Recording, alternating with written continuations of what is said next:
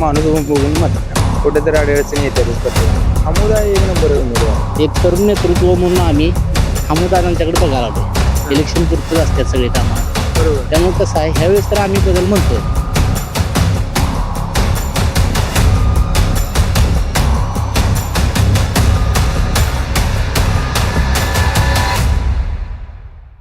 आपल्यासोबत आणखी काही तरुण आहेत तर त्यांच्याकडून घेऊयात की त्यांच्या मनातील उमेदवार कोण, तर काय सांगा. आता अशी परिस्थिती आहे. हम्म.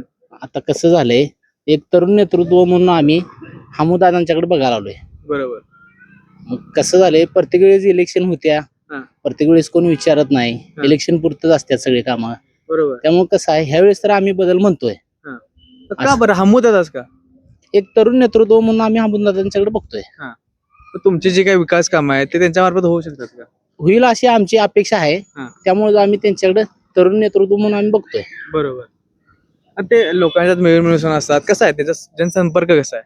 जनसंपर्क आहे भरपूर आहे. तसं काही जनसंपर्क असा कमी असं नाही. भरपूर आहे जनसंपर्क. बरोबर. ह्यावेळेस बदल होईल असं वाटतंय आम्हाला. वाटतंय बदल होईल 100%. बरोबर. तर तू एक तरुण आहेस, तुला काय वाटतंय तुझ्या मनातील उमेदवार कोण? हमूदा एक नंबर उमेदवार आहे. कारण का आता नवीन मुलांना फोन करायचं म्हटलं असे मोठ्या उमेदवारांना कसं करायचं, हमूदा असं हे आहे आपले चालते. सर्वसामान्य जनतेसाठी चांगला उमेदवार आहे. बरोबर. सर्वसामान्य आहेत आपल्या मुलांसाठी तर एक नंबर. काय तुझे सर्व जे प्रश्न आहेत तुझ्या अडचणी येतात का ते?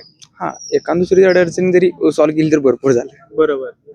असं प्रत्येकाची असणार मुलांची. बरोबर. काहीतरी अभ्यासानिमित्त कुठं कॉलेज निमित्त कुठेतरी अडचणी येतातच प्रत्येकाला. बरोबर. त्यावेळी अमुदा आपण कॉल करू शकतोय. असं पण आहे.